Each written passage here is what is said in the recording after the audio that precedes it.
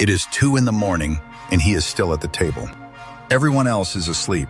He has read the bank's notice 11 times. He knows it by heart now, the way you know a wound by heart. His father built that shop with 20 years of 6-day weeks. His daughter's admission fees came from that shop. And a paper says that in a few weeks, strangers will bid for it. He is not crying. Men like him don't at tables like this. But look at his hands. Here is what he believes tonight, that he is alone, that he is small, and that small things lose. Tonight I want to tell him, and everyone sitting at that table anywhere in this country, 3 very old stories. Because our grandmothers knew something about elephants that our loan documents forgot. And by the end of this video, that man at the table will have a weapon. It is called Section 17, and it was built for exactly his hands. Welcome back to Dr. Mind Forensics, 5 episodes of ammunition. Tonight, we load the weapon, and we do it the old way, with stories. The Pancha Tantra. Stories our civilization has told for 2,000 years has a tale for this exact night. A sparrow had built her nest and was warming her eggs when a wild elephant, drunk on his own strength, tore down the branch for no reason at all, only because he could. The eggs were destroyed. The sparrow wept. And then, this is the part we forget, she stopped weeping. She went to her friend the woodpecker. The woodpecker brought a fly.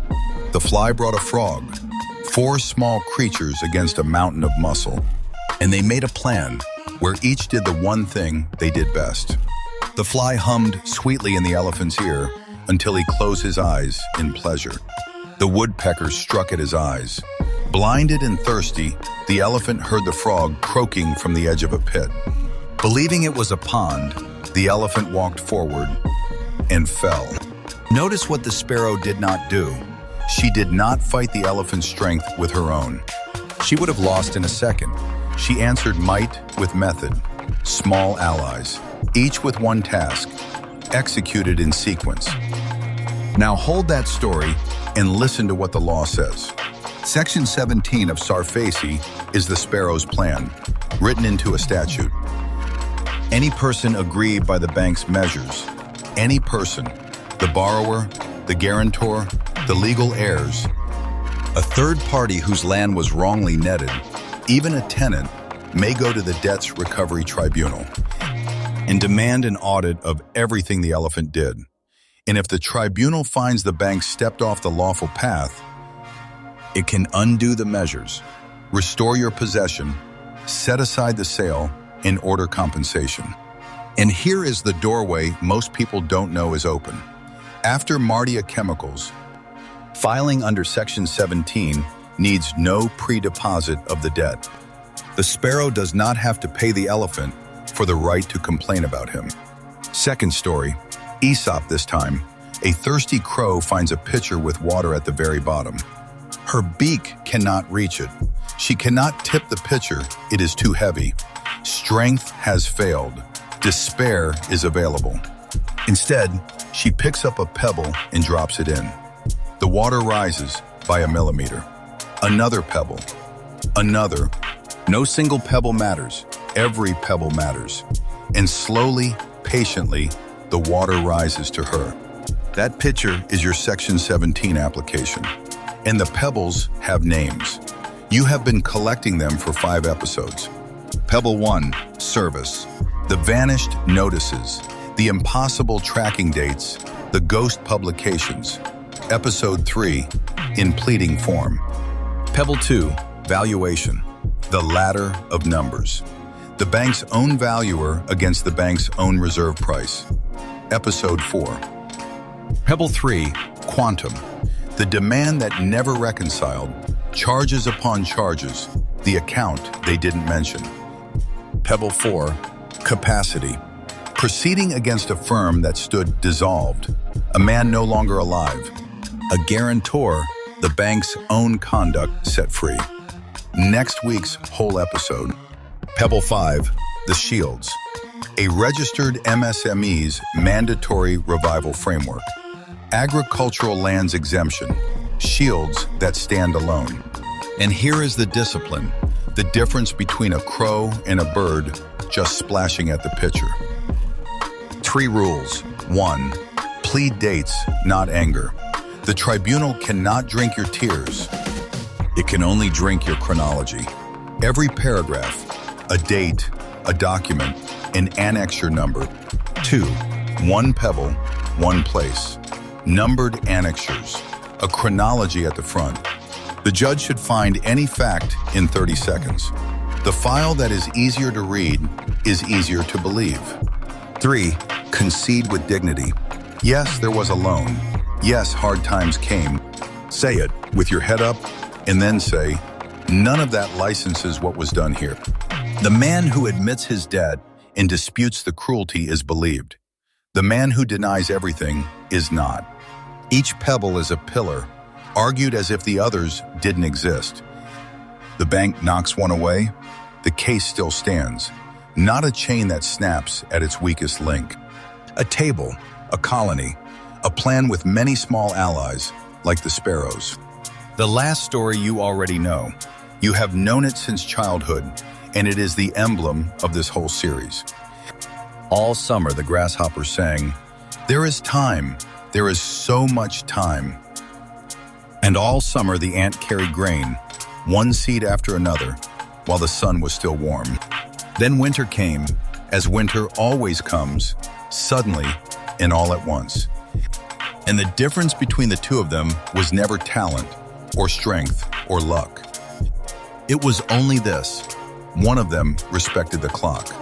In this battle, there are 2 winters, and I need the man at the 2 a.m. table to hear both.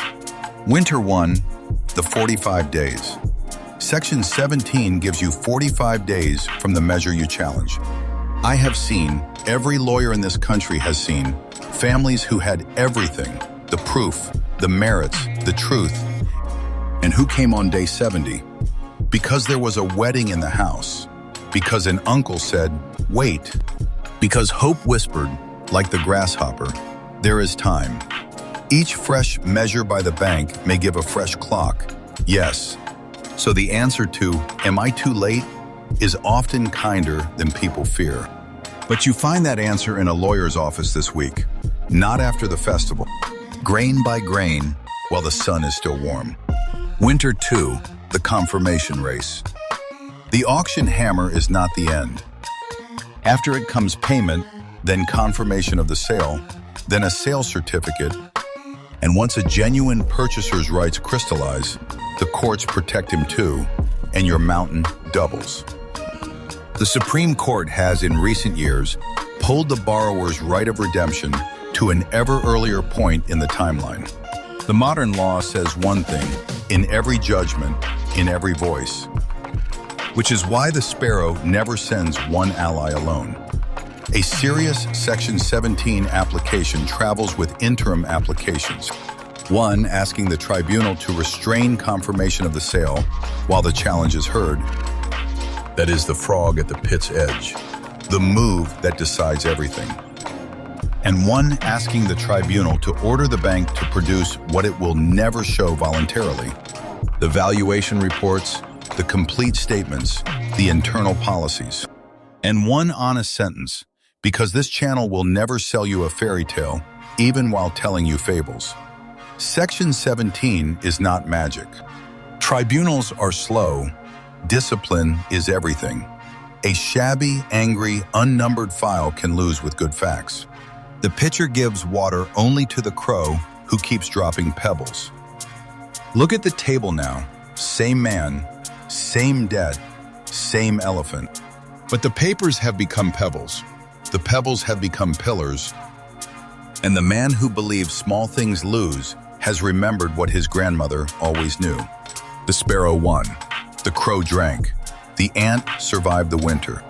Not one of them was strong. Every one of them had a method and started in time. He will go to a lawyer this week. He will walk into that tribunal not as a beggar, but as an auditor, with the elephant's own file under his arm. And whatever the outcome, something has already changed tonight at that table that no bank can auction. He is not whispering anymore. The rules of this series so far, one for each episode. 1. Plead dates, not indignation. 2. The bank's silence is your loudest evidence. 3. Presumptions die when records speak. 4. Cheap auctions are not accidents. 5. Police inaction is evidence. And tonight, Rule 6, the Sparrow's Rule. Might is answered with method, pillar by pillar, pebble by pebble, before winter comes. Next Monday, Episode 7, The Elephant's Paperwork Problem. Can a dissolved firm default? Can a bank proceed against a man no longer alive? And the guarantor's exit doors. How a bank's own conduct can quietly set a guarantor free. If someone you love is sitting at a 2 a.m. table tonight, send them this video before you sleep. And tell them just 2 words, 45 days. Subscribe, press the bell, see you Monday. Nothing in this video is legal advice, and nothing here is a comment on any pending matter. Consult a qualified advocate for your own case. Jai Hind.